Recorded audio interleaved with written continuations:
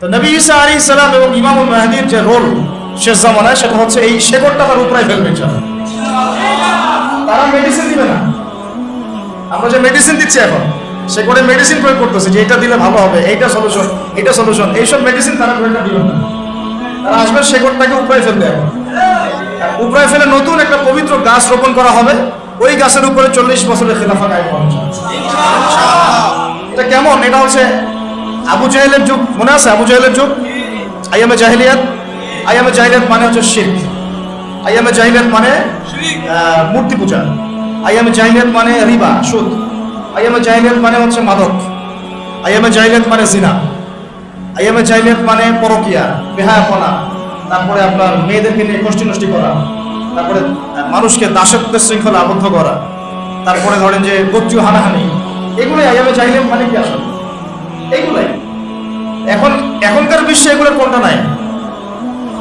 এখনকার বিশ্বে এগুলোর কোনটা নাই?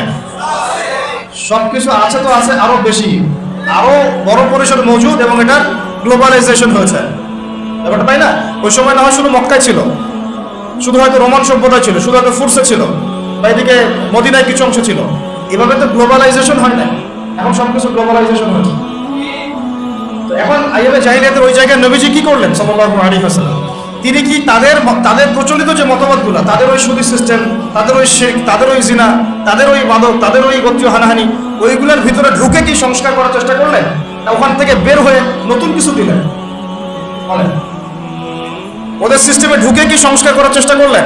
না ওই সিস্টেমের বাইরে থেকে নতুন কিছু দিলেন বিশ্বকে। তিনি নিজে ওই সিস্টেমের বাইরে থাকলেন, নিজে জীবনে কখনো মিথ্যা বলেন নাই, নিজে জীবনে কখনো শিরক করেন নাই, নিজে কিন্তু কখনো তিনি মাদকের ধার কাছেও যান নাই, কখনো গোত্রীয় হানাহানিতেও যান নাই, রিবার কাছেও যান নাই। নবী হওয়ার আগেও তিনি কখনো এগুলো করেন নাই। নবী হওয়ার পরে তো বহুত দূরের কথা ব্যাপারটা, তাই না? তখনও মানুষ তাকে আল আমিন, আস-সাদিকুল আমিন বলতো, সত্যবাদী, মহাসত্যবাদী। তো সিস্টেমের ভিতরে ঢুকে না, বরং এই জাহিলিয়াতের বাহিরে থেকে নতুন কিছু দিয়ে জাহিলিয়াতকে দূর করার চেষ্টা করেছেন, এবং তিনি সফল হয়েছেন 100%। সেই নতুন কিছুটা কি? ওই জাহিলিয়াতের বিরুদ্ধে তিনি আল্লাহর ওহী দিয়ে সংস্কারের কাজ করেছেন। এই তো ওই জাহিলিয়াতের বিপরীতে তিনি আল্লাহর ওহী মানে কোরআন এবং নবীর সুন্নাহ, এই দুটাকে একত্রিত করে তিনি তার মিশন শুরু করেছেন। 23 বছর সময় লেগেছে, কিন্তু ওই জাহিলিয়াত পরিপূর্ণ দূর হয়ে গেছে। শিকড় একদম উপড়ায় ফেলে নতুন একটা পবিত্র গাছ রোপণ করেছে ব্যাপারটা, তাই না? এবং ওই গাছ যে ফল দিয়েছিল, সেই ফলটা আমরা ভোগ করেছি প্রায় 1250 বছর। কত বছর? ওই গাছের ফল খেয়েছি আমরা 1250 বছর। ওই 23 বছর পরের মক্কায় আপনি কোনো শিরক পাবেন না। 23 বছর পরের মক্কায় আপনি কোনো রিবা পাবেন না, কোনো জিনাই নাই। দুই একটা থাকতে পারে, তার বিচার হচ্ছে। কোনো মাদক দ্রব্য পাবেন না, যদি হয় কেউ খায় তাও শাস্তির আওতায় আনা হচ্ছে। কোনো ধর্ষণ নাই, যদি কেউ করে তাহলে শাস্তির আওতায় আনা হচ্ছে। কোনো গোত্রীয় হানাহানি নাই, সবাই ভাই ভাই হয়ে গেছে। তিনি কি জাদু করেছেন? মানুষকে ফু দিয়ে দিয়ে কাজ করেছেন? খালি আসো ফু দিয়ে দিই, হ্যাঁ আমরা যেটা করি আর কি, এখন খালি ফোন নিয়ে যাই। তিনি কি খালি খরমা জিলাপি বিতরণ করেছেন? তিনি কি সেহের জাদু করেছেন মানুষের উপরে? আমাকে ভয় দেখিয়েছেন? কারো উপর প্রেশার ক্রিয়েট করেছেন? তিনি মানুষের অন্তর্জগৎ, আত্মার জগৎটাকে পরিবর্তন করে দিয়েছেন। তিনি ফার্স্ট অফ অল মানুষকে বুঝিয়েছেন যে এই জীবনটাই চূড়ান্ত জীবন না। আমাদের এই জীবন সর্বোচ্চ হয়তো 100 বছর, সর্বোচ্চ হয়তো 100 বছর, এরপরে সবাই কেউ থাকবে না। কেন? এই কনসেপ্টটা তারা বিশ্বাস করতো, কিন্তু তারা মৃত্যুর পরে যে আবার জীবিত হবে এটা বিশ্বাস করতো না। নবীজি বুঝিয়েছেন, দেখো এরপরে মানুষকে আবার জীবিত করা হবে। এই বস্তুবাদী সভ্যতা থেকে বের হয়ে আসো, মেটেরিয়ালিস্টিক চিন্তা ভাবনা থেকে বের হয়ে আসো। তোমাদেরকে আবার জীবিত করা হবে, আল্লাহর সামনে একা একা দাঁড়াতে হবে, দাঁড়িয়ে তোমার এই জীবনের হিসাব দিতে হবে। এই চিন্তাটা মানুষের ভিতর ঢুকেছে, যখন মানুষের ভিতরটা পরিবর্তন হওয়া শুরু হয়েছে। তারপরে মানুষ গাইডলাইন চেয়েছে, তাহলে আমি 100 বছর চলবো কিভাবে, ভাই 60-70 বছর কিভাবে চলবো? তখন তিনি গাইডলাইন দিয়েছেন, এই যে আল্লাহর পক্ষ থেকে কোরআন এবং আমার সুন্নাহ ফলো করো, সফল হয়ে যাবে। এটাই ওই দুইটা জিনিস, যে কালিমা লা ইলাহা ইল্লাল্লাহ মুহাম্মাদুর রাসূলুল্লাহ। লা ইলাহা ইল্লাল্লাহ মানে কি? এইসব কোনো জাহিলিয়াত চলবে না। লা ইলাহা ইল্লাল্লাহ মানে আল্লাহ পাকের বিধান ছাড়া কোনো বিধানই চলবে না। এত সহজ কথা। লা ইলাহা ইল্লাল্লাহ মানে আল্লাহ ছাড়া কোনো মাবুদ নাই, মানে কি? আল্লাহ ছাড়া কোনো বিধানও নাই, কোনো ইলাহ নাই, কোনো উপাস্য।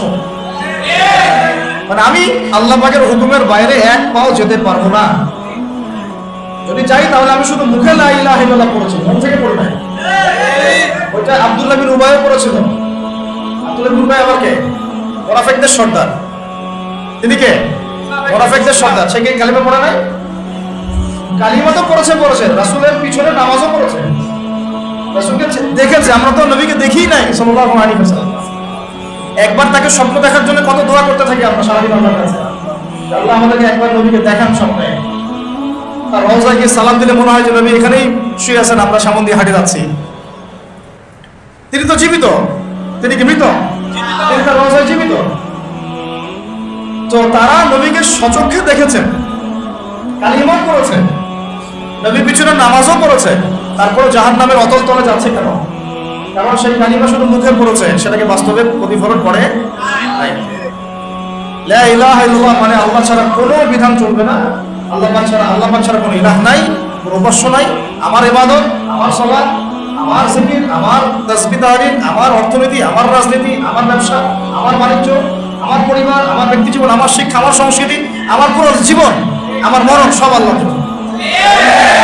সোজা কথায় আল্লাহ ছাড়া আমাদের এক ডানে বামে পা ফেলার কোনো সুযোগ নাই। আল্লাহ বিধান ছাড়া ডানেও যেতে পারবো না, বামেও যেতে পারবো। এর নাম লা ইলাহা ইল্লাল্লাহ। বলেন এখন আছে আমাদের সমাজে এটা? নামাজে লা ইলাহা ইল্লাল্লাহ আছে, এখান থেকে বের হন আপনি আবার সুদ খাচ্ছেন। ওইখানে তো লা ইলাহা ইল্লাল্লাহ থাকলো না, থাকলো? এখান থেকে বের হন আপনি আবার গণতান্ত্রিক ওই যে সকল পশ্চিমা রাজনীতি করতেছেন। ওটা সুন্নাত না, ওটা নবী সিরাত থেকে শিক্ষা না। অনেকে বলে মন্দের ভালো, কি বলে অনেকে মন্দের ভালো আর কোনো উপায় নাই, এইভাবেই যদি কিছু করা যায়, কিন্তু এটা সিরাতের পথ নয়, এটা নবীর সুন্নাত সিরাত নয়। মন্দের ভালো বলেন অনেকে। যাই হোক, এখান থেকে বের হয়ে গিয়ে আপনি আবার যখন সংস্কৃতিতে যাচ্ছেন, অন্যদের সংস্কৃতি ফলো করছেন। এখান থেকে বের হয়ে নামাজ থেকে বের হয়ে শিক্ষা নিতে যাচ্ছেন, ওখানে অন্যের শিক্ষা ব্যবস্থা ফলো করছেন। এখান থেকে বের হয়ে আপনি ব্যবসা বাণিজ্য চাকরি বাকরি করছেন, ওখানে গিয়ে আবার অন্যের বিধান ফলো করছেন। লা ইলাহা ইল্লাল্লাহ সব জায়গায় থাকলো কোথায়? এটা নবী সাল্লাল্লাহু আলাইহি ওয়াসাল্লাম ওই যে গাছের কথা বলছে, পবিত্র গাছ, এর শেকড়টাই হচ্ছে লা ইলাহা ইল্লাল্লাহ। এটা আগে ঠিক করতে হবে। আল্লাহ পাক আমাদেরকে বোঝার তৌফিক দান করেন। সহজ কথায় আল্লাহ পাক ছাড়া কোনো ইলাহ নাই, আল্লাহ পাক ছাড়া কোনো বিধান নাই, আল্লাহর হুকুম ছাড়া আমি ডানাও যেতে পারবো না, বামও যেতে পারবো না। আমাকে তার হুকুম মেনেই চলতে হবে। জীবনের যে ক্ষেত্রেই থাকি না কেন, যাই করি না কেন, তার হুকুম মেনেই করতে হবে। এটাই হচ্ছে লা ইলাহা ইল্লাল্লাহ। আরো আছে মুহাম্মদুর রাসূলুল্লাহ। এটা অর্থ কি?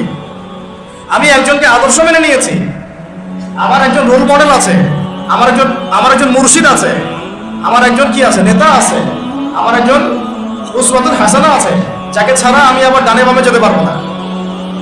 আমি এখন মুহাম্মদুর রাসূলুল্লাহ সাল্লাল্লাহু আলাইহি ওয়াসাল্লাম পড়েছি মানে আমার জীবনের প্রত্যেকটা বিভাগ তার সুন্নাহ মাফিক ঢেলে সাজাতে হবে, এর বাইরে আমি যেতে পারবো না।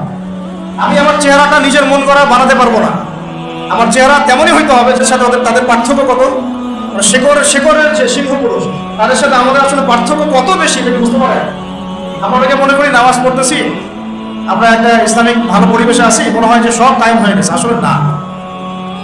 মূল ইসলাম, মূল গন্তব্য, আমাদের মূল ভিশন এবং আমাদের সলফে সালেহিনদের যে চিরায়ত লাইফস্টাইল, তাদের যে মেহনত, তারা যেটা আঞ্জাম দিয়েছেন আমাদের থেকে এটা যোজন দূর, বহু দূর।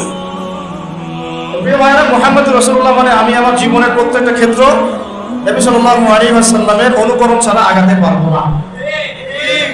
চুল রাখবেন নবীর মতো রাখতে হবে, চেহারা আপনার নবীর মতো হতে হবে, আপনার পোশাক আশাক তার মতো ঢিলে ঢালা হতে হবে। প্যান্ট আমাদের শুরু হচ্ছে পরা নাভির নিচ থেকে আর শেষ হচ্ছে ওই যে শেষ হচ্ছে জাহান্নামে যাচ্ছে। খাওয়া দাওয়া ঠিক করতে হবে, ঘুমানো, লাইফস্টাইল, আমাদের কথাবার্তা, প্রত্যেকটা ক্ষেত্র, আমাদের ব্যবসা, আমাদের বাণিজ্য, আমাদের মুআমালাত, আমাদের মুআশারাত, আমাদের ইবাদত, আমাদের জিকির, আমাদের তাসবিহ তাহলিল, আমাদের তিলাওয়াত, মানে আমাদের প্রত্যেকটা ইসলামের বেসিক ফান্ডামেন্টাল। এবং এই জীবনের প্রত্যেকটা পার্ট, জীবনের পার্ট আসলে 5-6টার বেশি হয় না। ব্যক্তি জীবন, ইবাদতের ধর্মীয় জীবন 2 জায়গা, 3 নম্বর হচ্ছে শিক্ষার জীবন, 3টা, 4টা হচ্ছে অর্থনৈতিক জীবন, 5 নম্বর আমাদের সমাজনীতি, 6 নম্বর আমাদের রাজনীতি, 6টা, আর 7টা হচ্ছে আমাদের সংস্কৃতি। এই তো 7টা-8টার বেশি আমাদের জীবনের কোনো সেক্টর নাই। কিন্তু এই প্রত্যেকটা সেক্টর আমাকে নবীর সুন্নত মোতাবেক সাজাতে হবে। এর নাম মুহাম্মদুর রাসূলুল্লাহ।